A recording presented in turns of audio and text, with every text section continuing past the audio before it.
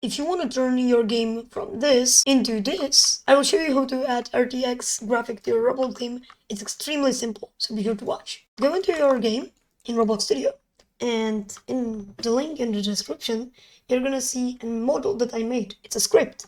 You're gonna put that script into server script service. It's called RTX graphic. Here you can see instructions, move the script into server script storage, and that's all. Thanks for using my script. Yeah. So now if you play, boom, you have RTX graphic. You can also customize it if you want.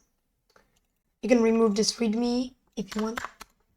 And here you can, for example, in the saturation, contrast, brightness, some tint color, sun rays. You should probably change this to like 0.2.